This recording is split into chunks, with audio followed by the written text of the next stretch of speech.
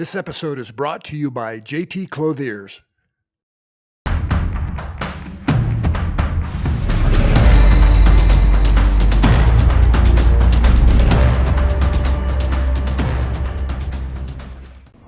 Welcome. I'm your host, Chad Hennings, and this is Forces of Character podcast. As always, I'm excited for my guest today because I can relate a lot to what he went through in life. But the one thing that he did that, it's kind of a little misnomer is he went from being Mr. Irrelevant in the NFL draft, that's the last person drafted, to a person that overcame several obstacles in life and became a man of identity, purpose, resiliency, courage. And he learned what it means to be a servant leader. He lived a life of being one from the NFL as a professional football player to now the founder CEO for the Adaptive Training Foundation. I want you to welcome our guest, please, David Vobora. David, Chad, welcome, bro. Man, I'm so excited to sit down with you.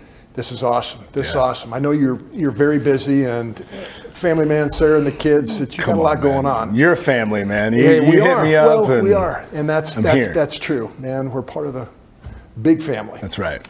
But let's start off by just giving people a little taste of growing up, Eugene, Oregon. Yeah. Talk about some of the experiences, kind of what early influences in your life, mentors, coaches, parents, whatnot, friendships, and kind of what led you through high school and then on into college. Yeah, Eugene, Oregon. Dad was a Duck, played linebacker for the Ducks. Awesome. Yeah, so Autzen Stadium's where I grew up, and the Ducks weren't the Ducks quite until Phil Knight and Nike got behind them and that kind of push. But I come from 3 generations of Marines. All were air wingers. My grandfather, Lieutenant Colonel in the Corps, flew Corsairs, flew Hueys, and then was rated in the Cobra before he got out. So my early upbringing, I remember every night I just wanted war stories. In fact, he put me to bed every night to the Marine Corps hymn. And I had to memorize not just the first verse, but all 3 verses. So there's even Marines that don't know the second and third verse. So that was really important to me, and just patriotism and love for country and the opportunity to be a good citizen. But football was true north. For me it was... and it was crazy because back then it was movies like Rudy, Remember the Titans. Like there were some glorious old football movies, and I just felt like that was the path for me to use hard work to foster whatever talent I had to achieve in football. And so I was a skinny pencil neck kid through high school playing quarterback. When it came time to getting offers, I had one Division I offer, which was the University of Idaho. Became a Vandal. I got there and they were like, hey, you're going to play linebacker now. I was like, whoa, hold on a second. All right, I'm the guy that's standing back there. I'm not the guy that's the aggressor. But Nick Holtz, former defensive coordinator under Pete Carroll at USC that won all those championships, he recruited 3 quarterbacks and brought us in and converted us as linebackers because of the headiness and the ability to know the game and see the game. And anyway, my junior year, a couple of pivotal things just through college quick is my junior year, Dennis Erickson returned to University of Idaho where he was a coach formerly. And he sat me down and I'll never forget it. He said, what position do you want to play? It's kind of an odd question when you meet your new head coach. He said, because I want you to be able to run sideline to sideline and make tackles. I was like, cool. So that year, I had a breakout year my junior season. Senior season went really well and had the opportunity again. And the draft is such an imperfect science. Yeah. But it was, is he a mid to late round pick? And does he need to go to Canada to play? Like, I was always a guy who was from middle school to high school to college, and even college to pro. He's good, but is he good enough to take that next step? And sure enough, draft rolled on, and I ended up being Mr. Irrelevant, the last pick, and here we are today, man. I honestly, you can call me Mr. Anything you want. I got drafted in the NFL. Yeah, that's it. You got the, square field, got the watch, this box to prove it. Yep. But let's dive into a little bit more. You talked about your father, your grandfather, and the Marine influence. But where did you get that drive, that intensity to improve? Because I know you're a beast, man. You are a Thank you. Phenomenal beast in the weight room. You set the example daily. Where'd that drive come from? Yeah, I think for my father, he was always on the move, always working, always, like if I didn't mow the lawn properly with the right lines, I'd remow it. there was just this standard that was set. So was that set by you, or is that he set that standard? He set that standard. And I think I always, maybe innately, got that from him, this trait that, unless everything was perfect, I wasn't done yet. I wasn't done when someone said so. I was when I said so. And, my parents, and growing up in church, it was critical for me to see them serve early and often. I'll tell you this, when I was probably 10 years old, we would pick up homeless people with disabilities that couldn't make it to church. And we had an old Plymouth Voyager van with the old cloth bench seat in the middle. And I remember one time, one of those individuals had an accident after we had dropped them off. We had to go to a car wash, and we were shampooing out the carpet. And I said something to my mom like, Mom, this sucks. Why are we doing this? And I'll never forget this. And this is critical to the formation, I think, for me and the ethos that I live by. And she said, compassion is never convenient. Compassion interrupts. And Jesus was interrupted all the time, and he always made time for the person right in front of him. It's like, whew. And I think today it hits even more weighty. I still get goosebumps when I think about that. But I think they showed me that although we grew up, again, I won't say there was a ton of lack. We didn't have a lot of abundance necessarily, but we tithed. They taught us the principles of what it was to be of service and to love God and love others. Now I can see that to your point, that ethos was ingrained in you from your parents, was instilled. Yeah. But it became a part of who you are. Yeah. Now, when you got into college, was that ethos challenged? Yeah, I'll say this, through faith, through my faith and my kind of walk, right? I'll tell you, there's been times in my life since accepting Jesus into my heart, certainly that I've had a Savior, but the Lord of my life was not necessarily Jesus.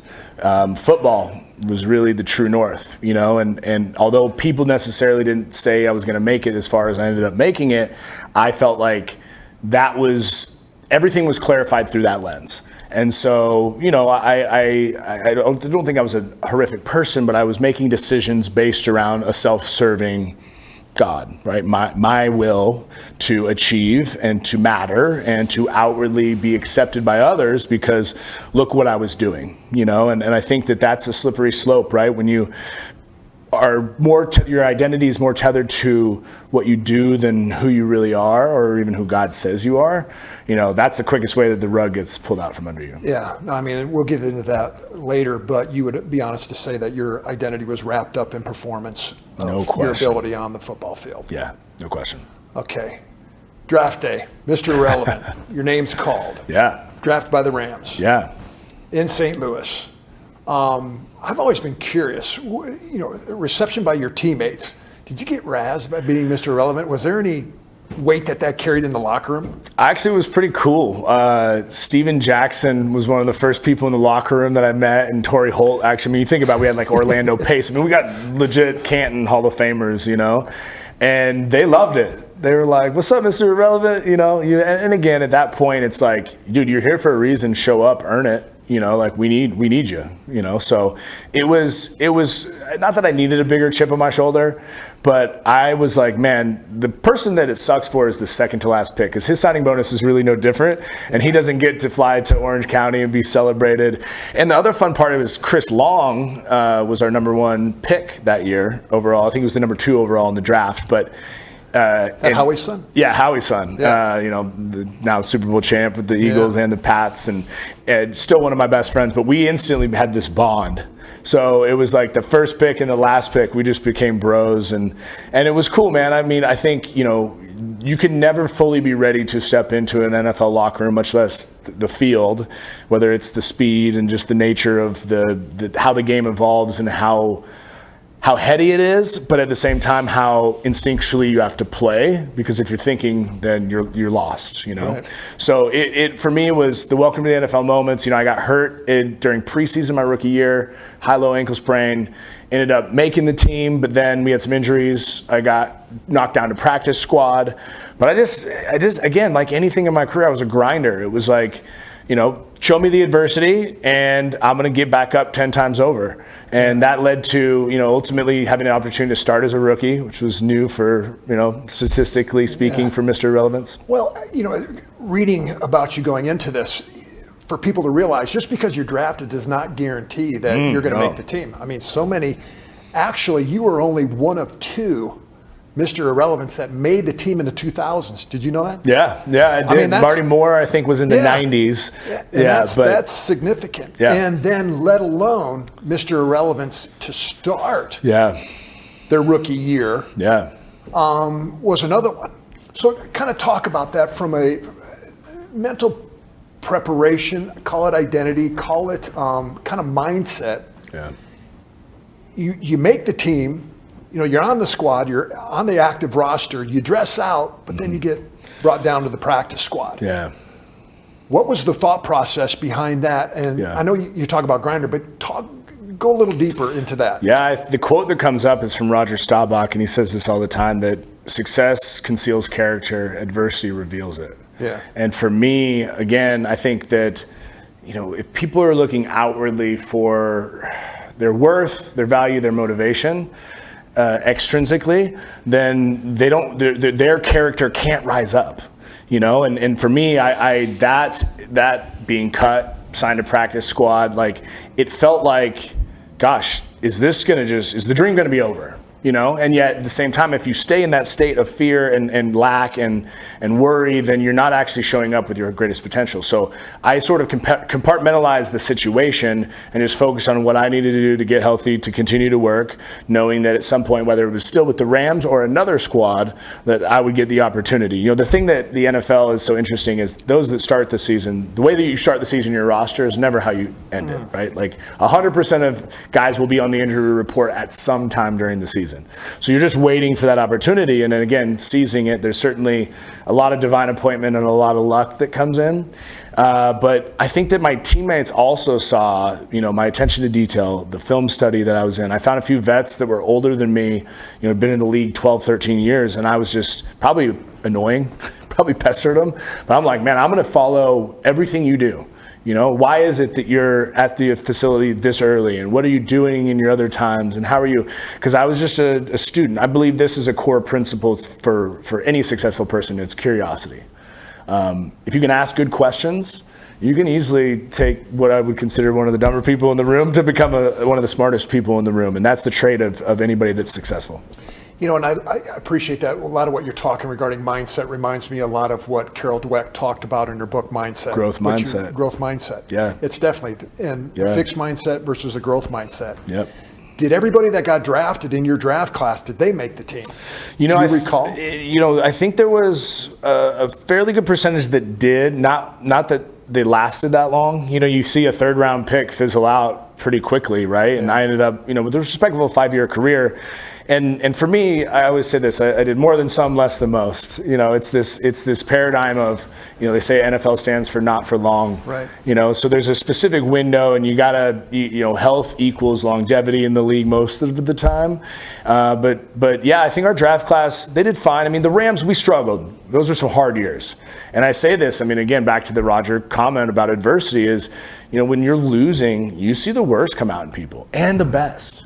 And you see those that have a joy that wells up for showing up for work, to have the opportunity to play a game, right? And it's a game, right, at the end of the day. It takes all of you, but it's a game. And I was in awe of those that could suit up and show up and continue to have a smile and resolve, even when you were, sometimes we were, 1-15. Like, it's not a fun situation. Give me, for instance, who were those guys that you aspired to be Chris like? Draft, who was in the league, played for Atlanta for a long time, played for the Rams, played an inning with Washington. Fun story about that is in a preseason game right before my second year, and he was like a mentor to me, and he just had this, sort of like the Harbaugh say, like, who has it better than us? It's this just like override. I'm like, is he serious? Is he just faking it till he makes it? But no, like, that's really him. Well, we were playing the Bengals, open air stadium. An RV had caught on fire out in the parking lot. Chris has asthma. Whatever the smoke that came into the stadium, it kicked it up. So guess what? Mr. Irrelevant gets thrown in the game. I made a tackle for loss, a pass breakup, and a sack. It was a 3-and-out. I made all 3 plays and then got off the field. What's wild is the next morning he was cut, and I was now the starter because I was cheaper.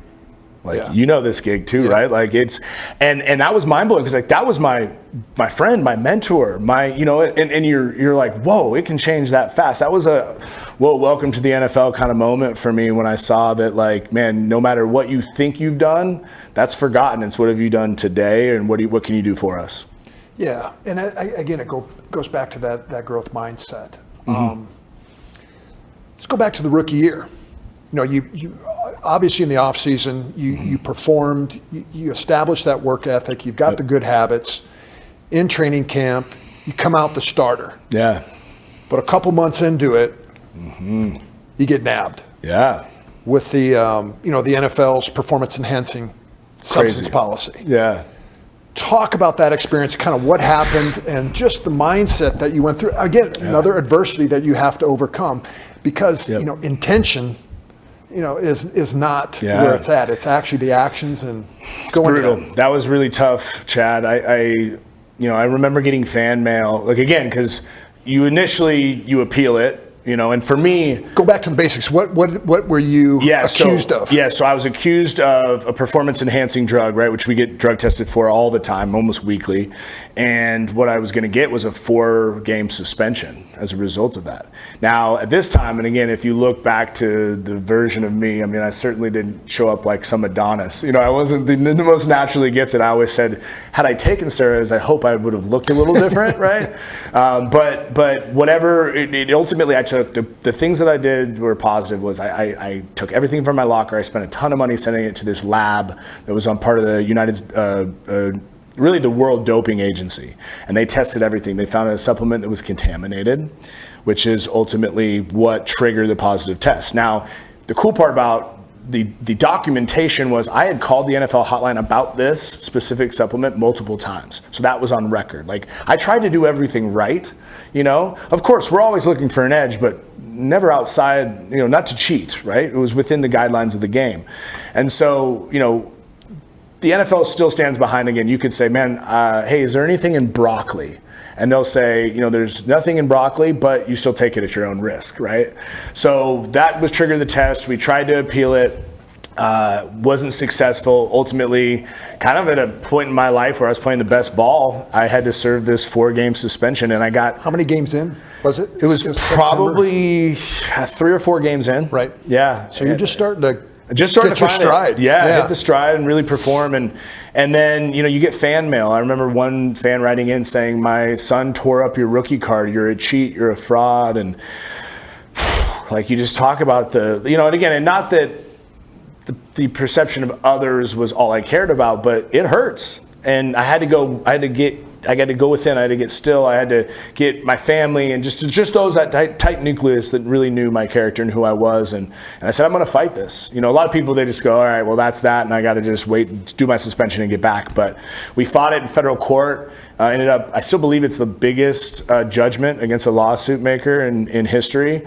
But we ended up getting that judgment against. I got vindicated, exonerated from that. But that wasn't until several years later before the ultimate verdict. Yeah, it wasn't until several years. Because this is 2009, and it was like 2011 when you were actually vindicated. So 2 years later. Yep. Who was your support then? I know, Sarah, your wife, but how did your teammates respond, and your coaches, et cetera? Yeah, I think that they have so many things to worry about. You have so many things to worry about in the NFL that it's almost like, okay, Vobora's back. But at the same time, it wasn't like I was just back in a starter. Spagnuolo was our coach, and he was like, you're going to earn it.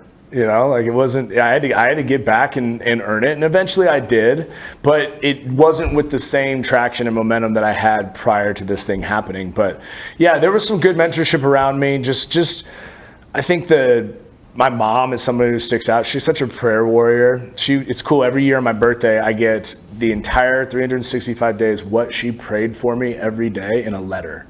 It's like 18 pages, single spaced. It is, and I have 25 years, 30 years of these.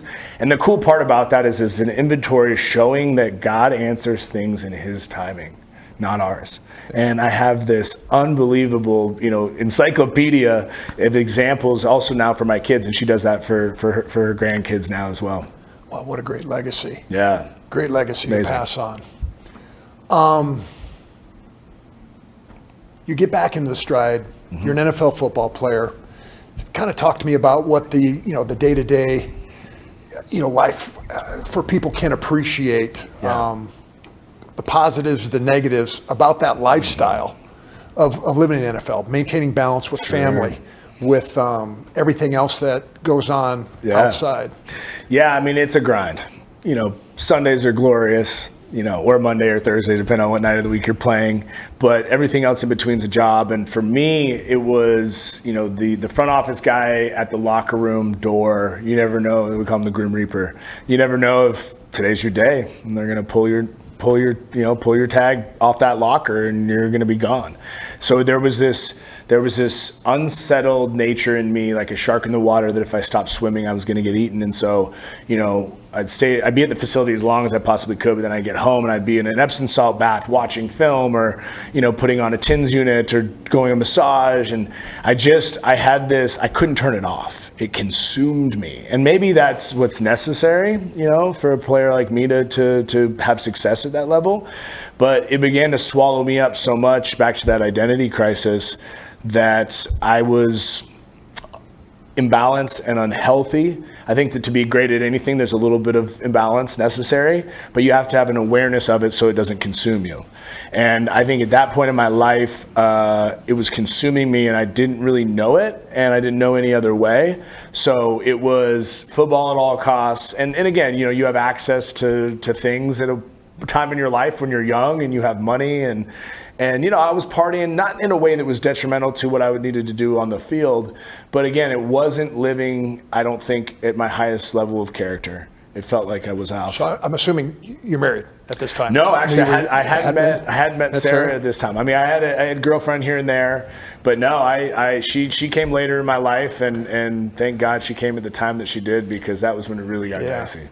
Because I can, relate. I can see where it's kind of setting you up, where your mindset, you're always running, and if the fear, the anxiety that if you stop running, you're going to get caught. Yep. You're going to get exposed. Yeah. And the whole identity being wrapped up as I'm an NFL football player. That's right. And all the trappings that can bring. So eventually, the body.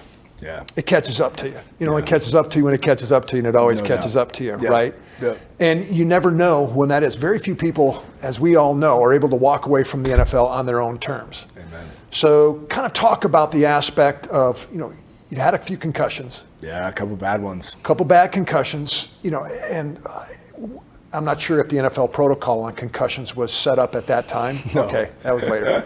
But then, the injury. Yeah. Shoulder injury. Yeah. Yeah. Just kind of talk through that. What year was this for you, and kind of how that started to impact your sense of identity and purpose? Remember, when you've worked your entire life playing a sport, that, it's an at all costs be on the field. It doesn't matter how many Toradol shots. It doesn't matter how many, uppers, downers, all arounders, just to make sure that you can perform. Because, kind of like Olympians, they work for these 4-year cycles, and you're desperate to be able to perform on that stage. So from the brain injury side, I mean, there was multiple concussions that I lost consciousness, lost playing time.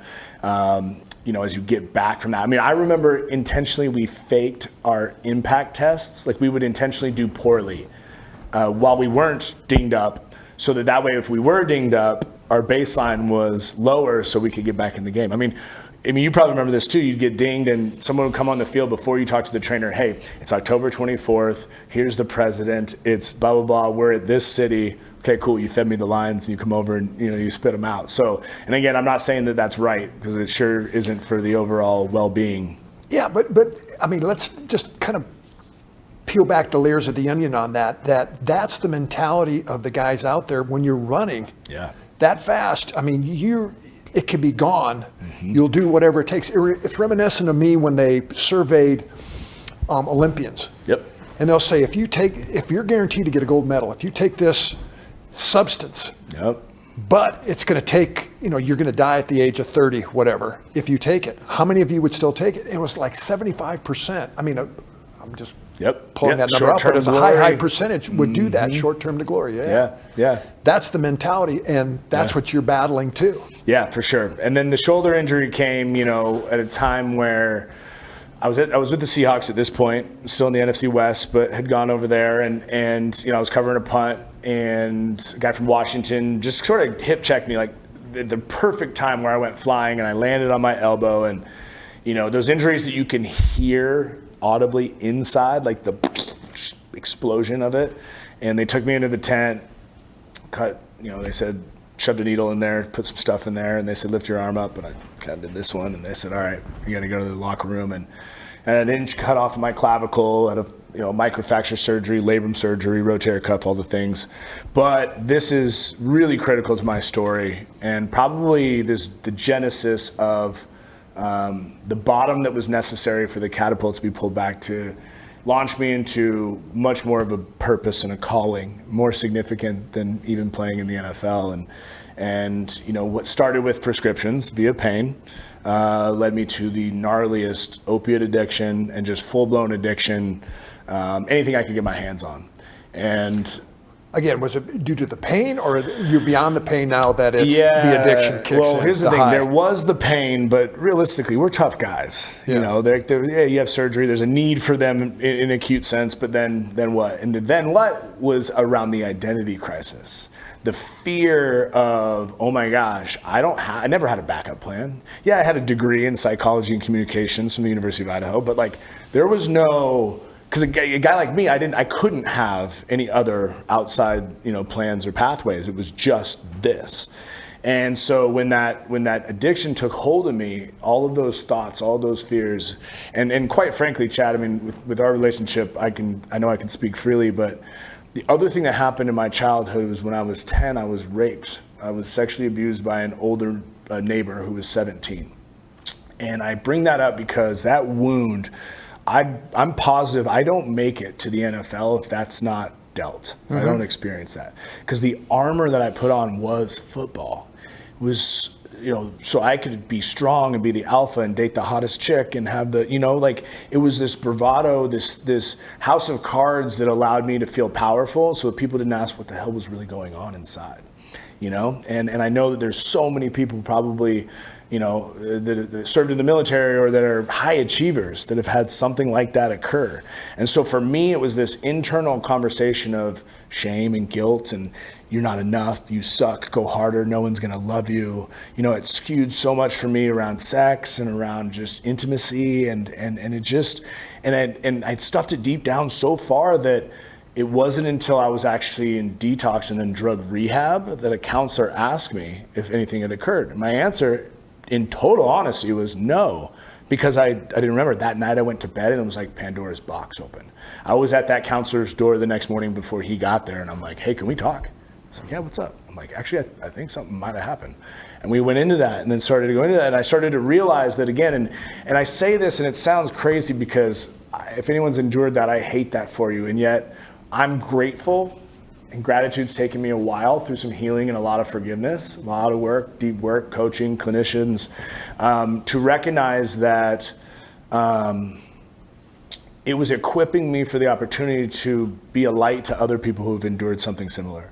And that's really the path, I know we'll get to the gym and what I'm doing now, but that was, I think about it, so many of those people that I serve now, especially veterans, they were maybe addicted to opiates. They were handed from the VA a softball or a tennis ball sleeve full of opiates when they, and again, that lots of times that preys on your greatest attributes. I'm tough. I want to show up for my people, whatever. And so you do whatever's necessary in the dark to go and show up.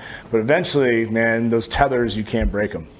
Yeah, I can think of so many things. I've read surveys that have said that as many as 30% of our population has been abused somewhat from a sexual standpoint. Yeah. Maybe not outright rape, but abused either verbally or whatnot. It may even be more than that. Yeah, and people living in that aspect of shame, and that's one of the things that drives your identity down and causes you to have to overperform an obstacle to come that's who you become. I mean, that's your identity. Remember, the pain is the origin story for the hero and the villain. Yeah. It depends on which way you want to take it. And I'm, so encouraged just how God's hand truly upon you, how you've taken the resiliency of taking each obstacle and have built on it and has been utilized for a greater good. I can see where your whole life was in preparation truly for what you're going to do, what you're doing now. Yeah, that's a testimony for sure. It is a testimony. But before we take a break here, I was just curious, Were you still in the NFL at this point in time when you went through the detox? Yeah. So I was under contract with the Seahawks, and basically, as a free agent, I was coming up in a free agent. I had signed a 1-year deal, and because I was hurt, I had a split, which means you get part of the salary. And they were like, "Hey, we want to re-sign you, but you got to get healthy. We got to prove that you can pass a physical and all that." Well, I went through the 7-day detox, lost 34 pounds, couldn't control either end. I mean, you want to talk about a messy bottom? Like, it was gnarly. I had to feel the weight of that, and I had done it to myself. Yeah. That was really, really messy. But I took a year off. Had a couple surgeries, rehabilitated my mind, my body, my spirit, and I just got back with what my spiritual speed dial, right? My conversations with the Lord that just was like, man, football's familiar, but I think I'm calling you in a different direction. So although I had snaps left, as Coach Spags told me, he was at the Saints now, and he called, and then a couple other coaches, and they're like, "Are you sure, brother? Like, how many years to this point? It was 5. 5 years. Yeah, and it was, again, I guess I'd imagine myself dying on a football field. I didn't think beyond what could be beyond, but it was clear to me. And this time, Sarah was in my life. We were engaged at the time. And I looked at her and I said, I think it's time. I think I need to retire. And we were living in Orange County, and I was surfing, and she's like, "Well, what are we going to do? I know you want to be a pro surfer, but that may not be in your future." And I loved the gym. The gym was a sanctuary for me. It was always a place where I could get out what I didn't know how to say, how I could utilize a lot of the anxiety and energy inside of me that felt unworthy, and take hard work to achieve with what I would consider moderate talent. And I wanted to use the gym as the ecosystem to help other athletes avoid the identity crisis and some of the pitfalls that I fell into. So it's kind of out of your pain, you're serving others. That's right. Out of your need, you establish that. Preach from your pain. Preach from your pain. Amen. Well, I tell you, that's a great place right now to take a quick break. We'll be right back. For over 50 years, JT Clothiers has been a respected family-owned clothing store for men and ladies in Denton, Texas. Whether you're looking for the perfect suit, an elegant top, or unique accessories, JT's offers a personalized shopping experience. The staff not only remembers your name, but also takes the time to understand your style, ensuring you always walk out with something you love. JT Clothiers carries world-class brands from around the globe, bringing you the best in fashion from far and wide. Whether you're shopping for work, play, or something in between, they got you covered. Conveniently located on the corner of Oak and Elm in historic downtown Denton, JT Clothiers is a must-visit destination. Stop by, support local, and let them know you came from Forces of Character podcast to receive 10% off your first purchase. Head over to JT Clothiers today, where timeless style meets personalized service. Well, welcome back. David, what a roller coaster. Success, upon success, adversity, identity, who am I? You're with your wife, Sarah, you're in Orange County. Mm-hmm. You're kind of working through this aspect, coming out of addiction. Mm-hmm. Now you're looking at what's next in life. Yeah. I want to know, what brought you eventually to Dallas from Orange County and to solicit, what was that next step? Yeah, so it was my wife. She was actually living in Dallas when we met, when it was the first AT&T Super Bowl, Steelers-Packers. There was the Ice Bowl, the Ice Storm, remember? And I was living with one of my teammates out in San Diego, training in the off-season, and I landed at DFW Airport. I couldn't get a ride. There was no Uber. And I'm like, dude, do you know anyone that could pick me up? He's like, there's a girl I went to college with. And she showed up, Chad, and I kid you not, this is exactly a true story. I get in the car, I look at her, and I go, "Are you single?" The first thing out of my mouth, didn't even ask her name. And she kind of giggled, yes. And anyway, when we ended up stopping, I was like, I need to make a phone call. I actually called my girlfriend back in California and broke up with her on the phone because it was like God I knew that there was something, and I'll make this story quick, but that night we're out and we're having some fun, we're dancing, we're having a couple of drinks, and I take the bold move to lay a kiss on her. And she's kissing me back, and then all of a sudden she pushes me back. And I'm like, I'm so sorry, if that was too forward, I apologize. And she said, no, did you have lime in your drink? I'm allergic to citric acid and I don't have my EpiPen. I'm like, what? I'm looking at her. She's already swelling up like Will Smith and Hitch, dude. Like immediately, tongue starting to talk like this. I don't even know if we paid, bro. We ran outside of the door, CVS across the street, Benadryl. Well, Benadryl and alcohol, not a good mix. I'm carrying her. I don't even know this girl's last name, right? Like, this is a murder scene. Like, so the joke was she took me home the first night. No. I stayed awake all night making sure she was breathing because I didn't want this chick to die, you know? And in the morning we wake up or she wakes up and luckily the swelling was gone. She had like needle point marks. She looked like she was sunburned all over her. And I'm like, all right, I either need to get out of here and she's never going to talk to me again. Fast forward, we've been married 13 years, 3 kids, but that's, her whole family was in Dallas. And when we were in Orange County, it was like, man, Texas would be a great place to start a gym, you know, great booming city and having the family too, as we start a family and have the grandkids be around their grandparents. So yeah, I moved here and, you know, it's crazy. It was August 2013. It was like moving to Mars. I'd never been in a place that was that hot. It was like 3 a.m. My dog was like, dude, you walk yourself. I'm not going out in this thing. Like, this is crazy. I'd also never lived somewhere that there was a dedicated U-turn lane. So I'm thinking I'm going left, and all of a sudden I'm going the other direction thinking, I mean, it was 3 months and I was, or driving north on 35E, or south on the Dallas North Tollway. Like, these were things that, you know, people in the Metroplex will laugh at that, but it was like, it drove me nuts. I couldn't figure out the city. But then a real special divine appointment happened. I was working with a real estate agent looking for a space, again, to build or lease a gym, and I would possibly buy. And, you know, he was like, hey, there's this Navy SEAL I know. It might be a good connection for you. And I took a picture of the business card, and I was like, I felt super uncomfortable. I mean, at this point, I didn't want to cold call this guy. I looked him up. He'd played football at Navy. He was in the league, was a Navy SEAL. I'm like, all right, I like this guy. Sounds like an alpha. It's my type of person. And I just, one day, it was like 2 weeks of like hearing God say, like, call him. I couldn't get it out of my head. So finally, I dial it. And if you know Navy SEAL Clint Bruce, dude never answers his phone, right? He answers this day. Hello, brother. I said, hey, Clint, you know, my name's Dave Vobora. I used to play linebacker. He said, ho. You said linebacker? He's like, hey, come down to my facility immediately. So I get down to this place down in the design district, Trident, his company. Yeah. It's a warehouse. They have a shoot house on site, simunitions. Pretty soon I'm working with special operators and firing, throwing flashbangs out and doing all these things. And he sits me down in his office. He's like, what'd you think? I'm like, dude, this is the coolest place on earth. And he's like, well, listen, we need a gym component. I won't charge you any rent. Why don't you start the gym here? I drove home like, I mean, you want to talk about looking up to the heavens, like, what just happened? And the craziest part is it was 6 months later at Clint's 40th surprise birthday party that in walks a quadruple amputee, Staff Sergeant Travis Mills, who you know as well, who's one of 5 living that was combat injured, lost all 4 limbs. And I was probably rude to whoever I was talking to, but I beelined it over to Travis and I said, when was the last time you worked out? He said, look, I don't want to make you feel like an idiot. I don't have arms and legs. What do you mean work out? And I said, look, I realize that, but you know, we need to still tap into our physicality to reach our greatest potential.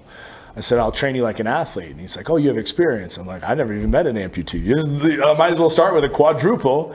And, you know, I brought him in, and the amazing thing that happened, which is really the golden grist of what we do through my foundation now, is, you know, the perspective shift. And all of my NFL guys I was training, they couldn't complain about their pinky toe being sore anymore because the guy without arms and legs is doing 100-pound sled pulls on his little short prosthetics. And everyone elevated. And then he had 2 vets, and then 10, and then a couple of civilians that had car accidents and things. And I didn't want to charge these people. It filled my cup and my soul to work with them. And, you know, at the same time, I'm training the Staubach family, for example, which I love. They're dear, dear friends and amazing. Talk about salt of the earth humans. And I'm making good money on that side, but I can't balance it all. Sleeping at Clint's, sometimes on yoga mats. And I came home one night, and my wife hates when I tell this story. I'm sorry, baby. But I came home and there was just one light on over the kitchen table, like interrogation room. She's sitting there, and I was like, maybe I could fake my death and make it to Mexico before I have to have this conversation. And Chad, she looked at me and she said, do I have to be missing an arm or a leg for you to put the same type of focus and attention on me and your family? It was just, whew. And she said, there's no mission without a margin. You need to choose. And I said, I want to close the for-profit. Let's start a nonprofit. That seems easy. Right? Little did we know, but Adaptive Training Foundation was birthed. We applied, got the 501c3, and over the last 11 years, we've been serving people with disabilities, most of which are veterans and first responders.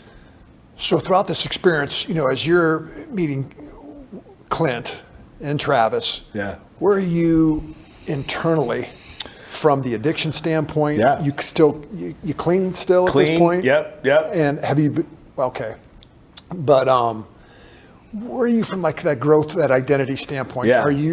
Is your identity perspective of who you are modulating and changing? I'm really glad you asked that because I think that the switch was not so much what I can do, but what I can do for others. And I guess that's sort of similar. Like it was what I got to experience in my life, I wanted to bring to people who probably at some point insurance ran out, cash ran out, the medical process ceased. Again, for NFL Combine training, which is what our flagship program's modeled after, it's like you just come with great attitude, great effort. Here's your food, here's your workout, here's your programming, here's your PT, here's your this, and it was just an amazing way to be laser focused. And I wanted to bring that level of healing and optimization to an ostracized population, people that kind of were served victim on a silver platter. All of my gyms, they have a box taped off. You'll remember this. It's called the sympathy box.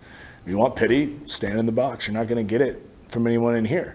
And I think that inherently, like calling them athletes, because the great Bill Bowerman said, if you have a human body, you're an athlete, whether you compete at sport or not. And I think that training, again, you can exercise for exercise sake, aesthetics, and that's great. It's a good, healthy thing. But training involves a purpose. It's training to go out, test yourself, and then come back, and train some more. And I think that, people like Clint, people like yourself. This interview, we have to talk about your son. Yeah. Because Chase came through our program, and still, in my mind, one of the top 10 moments was standing with you, watching him climb this rope all the way to the top of the ceiling. And you said something to me that I'll never forget. You said, man, I played with some of the most tough and incredible athletes, right? Michael, Emmett, Troy, the list could go on. And you said, with tears in your eyes, there's no one tougher than that dude right there. You made me cry. No, me too. I was crying with you. Because I can share, firsthand the impact that has on an individual where they're self-conscious. Sure. Their aspect of the anxiety and fear that they live in. Can I do this? And then going through that, being able to increase phase step by step beyond their expectations of what they think they can do internally, where someone else believes in them. That for my son was a total transformational. In who he is as a man today, that confidence, I can do it. No matter what, I'm going to figure it out and let's do it. It's amazing to have someone, again, believe in someone until they can believe in themselves. And to kind of round that back to your question, where was I in my own healing and my own journey? It was service to others that, again, I think in a mentor-mentee sense, I encourage anybody, if you don't have somebody pouring into you and someone that you're pouring that into, like you're not really growing at the rate that you possibly could. And, in the gym ecosystem, it was great for me because if I'm going to be the one that's helping to shepherd these people to these discovery transformational moments, then I need to be doing that too. And for the last 11 years, I've been on that same journey, right? Developing a breathwork practice and mindfulness and meditation, looking at not just the training floor, but really it's the sweat psychology. When you're exercising and it gets hard, you start to negotiate with yourself. Are you really going to do that last set? Well, it's hurting. Where is there an accountability? And I think that, again, when I say inclusion, and I love my church that we go to, but the gym is one of the most inclusive places on earth. Right? That 45-pound plate is the same no matter what your skin color is, your background, your bank account, and that's an equalizer. If you're here to work, you've earned the respect of your peers. And so that's what's manifested this program where, again, everything is cost-free. We have hundreds and hundreds of applications to select 10 to 15 athletes that go through a 9-week process. Again, the goal is shifting them from extrinsic value, worth and motivation to intrinsic. And then after they graduate, they go on a redeploy trip, which is adaptive skiing, snowboarding, surfing, mountain biking, mountain climbing, depending on the season and the time of the year.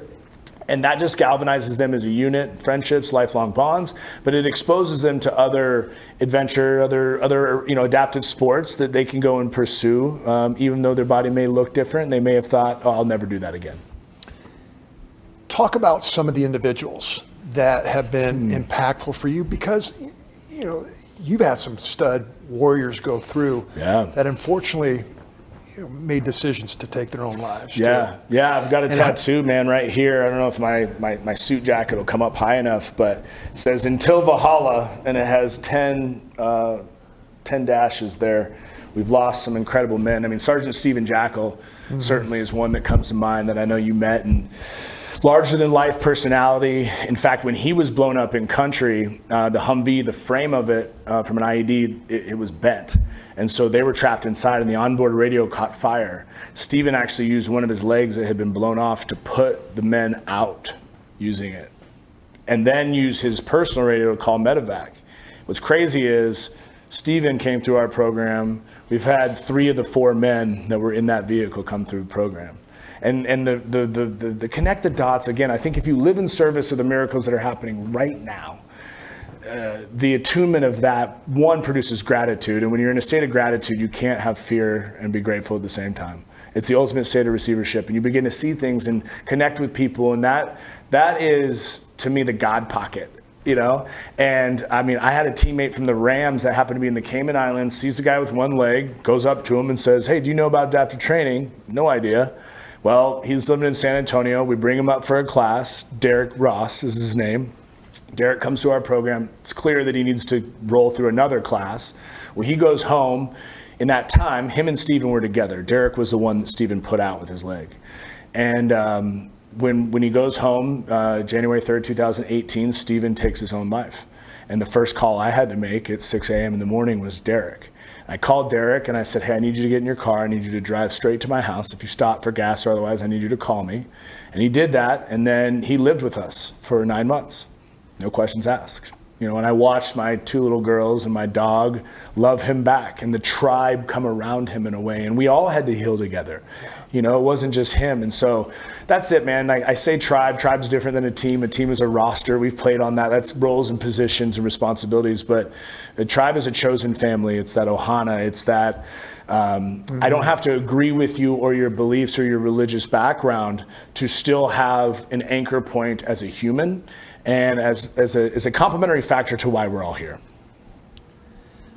So it's been transformational. How many athletes have gone through the program to date? Yeah, over 400 have gone through, many of which that didn't live here in Dallas, and 35 plus families have moved here thereafter. One of the things I'm most proud of is we have a $2 million rough operating budget annually. 20% of that now goes back into the hands of these alumni athletes that graduate as trainers. So we have a partnership with NASM. They get accredited and a certified personal trainer. And so again, those closest to the issues are the best to serve others like them. My staff could not show up and the thing would happen. Man, that's when you've created a community where, you didn't just teach them to fish, but they're teaching others to fish. And that is to me, the principle in that is so strong for it not to be dependent on David. I have no magic powers, I mean, I certainly am an encourager and somebody that wants to see things in people that maybe they can't see in themselves and call those into action. But it's not, you touch David and you get healed. It's about doing the work. Now you've hit on different aspects of the training. Just kind of walk through a day in the life of a individual that's going through the program. Yeah. Because you talked about not just the physical aspect of the training, but also the mental, the mindset piece. Yeah, it's incredible. The pre and post every session, they do breath work, mindfulness, and meditation. And when they enter, you imagine a combat injured Marine meeting me at the door and me saying like, "Hey, we're going to meditate today." They're like, "All right, hippie, I'm out of here," right? But I'll use examples like, have you ever had to concentrate on your breath and your heartbeat when you were behind the scope of a rifle? They're like, "Yeah." I'm like, "You're better at mindfulness than you think." And so it's just paralleling that and then getting them to start to open up. And, there's a lot of great organizations that take people on ski trips or give away homes, and those are fantastic. For us, I always wanted to not be on the sideline or just hand out something. I wanted to do life with people. And over 9 weeks, stuff happens. and you're in the water with them and you're getting bobbed, and in between it gets hard. But the components of what we do and the way that we do it is really fostering this spiritual growth, asking some really hard questions. I think that the thing that I've learned most about watching and studying Jesus' life is he asked really good questions to people who asked him questions. Because lots of times we know, right? And even the Pharisees, they tried to ask questions to get him hung up, right? And he'd ask a question, they'd be like, oh, who here can throw the first stone? And they're like, oh, crickets? Oh, weird, right? So because if you do the outward statement thing, you're telling somebody what to do rather than them owning it. Right. And it's Hansel and Gretel. Like, we lay out the breadcrumbs for these growth-producing fear encounters that is this hero's journey. And I think that if the audience wants to take anything from today, it's whatever you're after in this life, to experience its opposite is what brings the fulfillment of the achievement, or it's, again, people, it's cliche, but it's true. It's the journey, not the destination. The destination is the trap. I just had Rex Burkhead on my podcast, who's Super Bowl champ, and he was like, dude, I literally won the Super Bowl, and the next day I was with my wife, and I just felt so empty.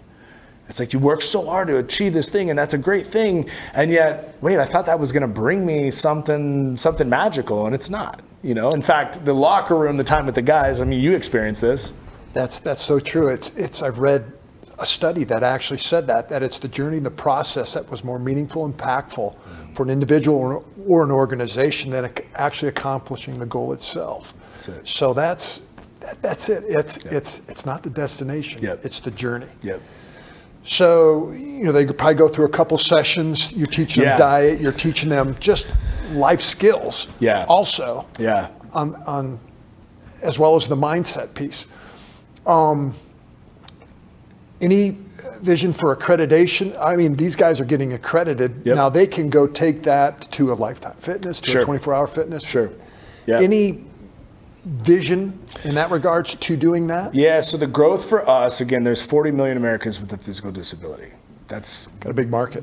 Big market, right? And what I'm doing, and we bought some land just west of here in Argyle, Texas, that my goal for the vision of the mothership, or the HQ, is own the ground, own the infrastructure that we're building, and establish an endowment so that thing's sustainable for the next 50 to 100 years in a financial model that works.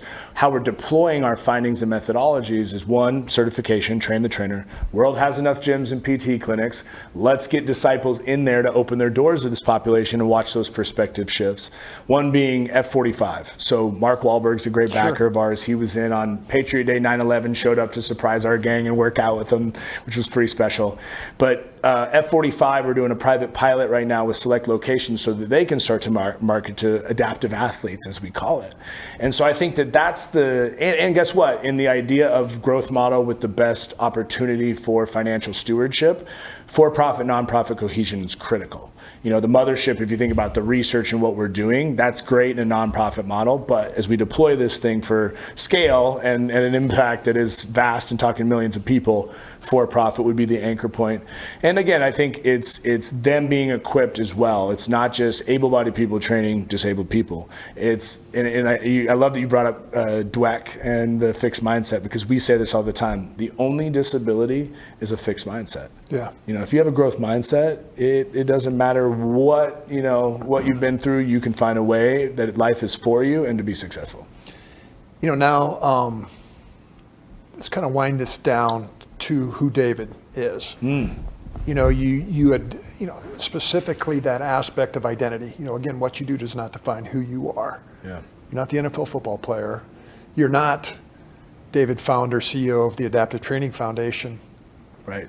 Who is David Vobora? Yeah, I was asked this question in a similar way, but it was said, who are you above all else? Yeah. And what came up without thinking was leader. And then there was this, the devil whisper said, you can't say that. That sounds arrogant. And then I went a little farther and I thought, no, the truth is, as a husband, as a father, as a brother, as a son, as all of these roles that I play in my life, I'm inherently a leader. And as long as I bring my own leadership characteristics and qualifications or experiences, then I know I'm in the right place. And leader doesn't always mean that you have to be the one speaking. In fact, a lot of those greatest leaders are followers, right? They're the ones that are fostering in a way that you never knew that they were the leader. And being able to be a leader that is building something to pass it to somebody else. Clint Bruce has taught me a lot about that. I think because at some point this organization will be limited by me as founder, if it's solely dependent on it. And that's where the ego, right, it does. It can be very elusive and kind of, cunning in the sense it's like, again, man, if people aren't knowing me as this guy is doing Adaptive Training Foundation, well, I could still have just as big of an impact sitting next to somebody on the bus that has no idea about the NFL, no idea about the whatever, and I can look them in their eyes, treat them like a whole person, be curious about what it is that makes them them, and bring light, deal hope to that person in that moment. And that's where I feel like God has gifted me, and that I think people have edified that in me to be that encourager and that uplifter. Again, reminiscent for me is phases of life. And I do this sports metaphor of, basically 3 phases of life. One, when you're in your teens and 20s, you're that freshman, rookie on the team, trying to make the team, figure out life, right? Doing the offense, learn the defense. Yep. You're in your 30s and your 40s, now you're that player coach. You're the vested veteran, you're the upperclassman. You realize that it's got to be more than just me. Yep. I got to elevate others. Yep. Now I think you're going into that phase where now you're the coach. You've been there, done that. Now it's to elevate others, that legacy that you're leaving behind. I'll edify. You truly are a leader. Thank you, but like every leader, your tribe. You mentioned before kind of that balanced aspect identity where Sarah sat you down and talked about margin. I think you're a very blessed man. And I go back, reminiscent of anybody's watched Landman, where Jerry Jones talks about being able to work with his family. Your family is just as much an integral part, your kids, your wife, of what you're doing. Talk about how special that is. Man, my kids don't, and again, they don't see disability in a way that, again, they see people who are disabled and they walk up to them and they say, "What's your story?" They don't look away from somebody who's seemingly been through pain or endured. I mean, there's times where when I'm doing yard work at the house, I'll go find a few people. In fact, there's a bridge right behind us over there on Inwood that I used to grab a couple of guys. Kevin was my favorite one. But I bring Kevin to the house to help do yard work and pay him some money to do so. And my kids were around there. Sometimes my wife didn't love, them being, but they were out there asking curious questions. Kevin, why do you not have a house, right? Why do you and your girlfriend live under a bridge? And so I think that's the thing. My greatest definition is by a guy you don't quote publicly too often, Napoleon Bonaparte. But he said that a leader is a dealer of hope. And I don't think that you have to be the most qualified, right? I think that, again, if you treat someone broken, they act that way. You look them in their eyes, you treat them like a human, that person shows up. And we can soften so much of the, outward expression that wants to be divisive in this world, especially behind a screen and otherwise. So my kids, they ask for wheelchair Barbie, or they tear Barbie's leg off, so they're like their friends at the gym. And they've grown up around that. And I think that that's really special. That's something from a legacy perspective that I'm most proud of. And, if one day they want to be involved with the gym at some level because they're passionate and proud of it, great. If not, great. And, everything has its expiration. All this turns to dust, man. We weren't meant for this side, dude. And that's the other thing is I've seen great missions and movements fizzle out, and that's okay. Like there's times and seasons to everything. That's why I so appreciate too. You talked about Napoleon's quote, but you as a leader, you're calling people up to who they're created to be and their potential of what they can be. Yeah. Not what reality basically shows, right, but to their perception of what their reality can be. Ultimately, the one who restores all hope is that. And I'm not an overly preachy guy. If someone wants to speak about the word or a Bible verse, I'm here for it. But my goal is for them to see, Christ's fingerprints all over me, and in an imperfect way for them to ask some questions because they see that. Yeah, that's what I so appreciate about the aspect of faith. Use words when necessary. It's just action. And they're usually not that necessary. Yeah. Amen. Well, as we wind this, land this plane here, talk about your podcast too. What was the purpose behind The Life After? Yeah. Like you, I love great conversations. I think the quickest way between two people is a story, and I'm a storyteller. So with the blessing and privilege of knowing so many interesting people and having so many incredible, athlete stories that come through the walls of Adaptive Training Foundation. The tenet is life-altering moments come in many forms, but they always show up. And who are you there life after? And what helped you? What practices, what habits, what tools, what in your faith was. And so, we've had people like the DOC, who was one of the original rappers, MWA, got in a car accident, crushed his vocal cords, lived with Dre for 30 years. He was trying to get back to the day before the accident. His testimony, you want to talk about faith? Incredible episode. We have got, people like Florent Groberg, Medal of Honor recipient, who tackled a suicide bomber to save his unit. Michaela Noble, who's the Prosper cheerleader who broke her neck in a backyard accident in hers. So it's a wide aperture for us to find remarkable stories that I think people can connect to. Because, you've had some really amazing guests here on this show, and it's sometimes people will marginalize, well, I never played in the NFL. Or I never this, but there's a girl who was in a car accident. You can maybe relate to that. Or you had, Dominique Dawes was on the show, former Olympian gold medalist, the first African American gold medalist in gymnastics, and she had a gnarly miscarriage that she almost died. And it's awesome to express those stories because the feedback that you get in the comments and otherwise, there's so many mothers out there that endured something similar and it's personal to them. So again, it just goes back to the through line being hope and encouragement. That's awesome.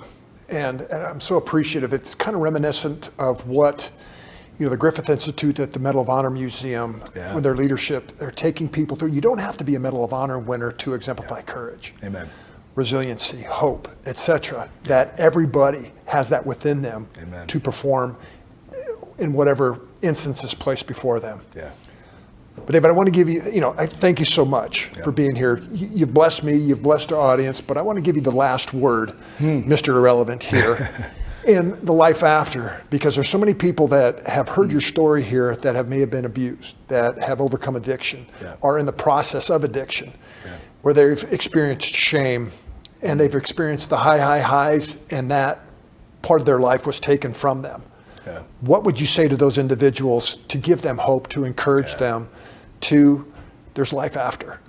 I'd say this. I'd say every storm runs out of rain.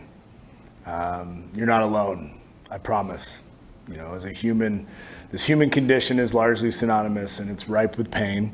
But when we recognize that others have experienced a similar suffering and have risen above those storms, just know that storm will run out of rain, and keep faith that as long as you continue to take the next step and the next opportunity to speak up, because what we hold inside in that, it festers. I think as soon as we put it out in the light, we can speak it and share it and put it out there. It's the first step to taking action to overcome it. And I hope you find a whole lot of hope and ability to be resilient in that. All right, man, that's awesome. Thanks, brother. Mic drop moment. But I want to encourage you, if you've liked what you've seen here, follow us on social media. Go to my website, chadhennings.com, to learn more about what we're trying to accomplish here with Forces of Character podcast. I want to remind you, you're all a force of character. Live life as such with that mindset. Take care. God bless. We'll see you next time.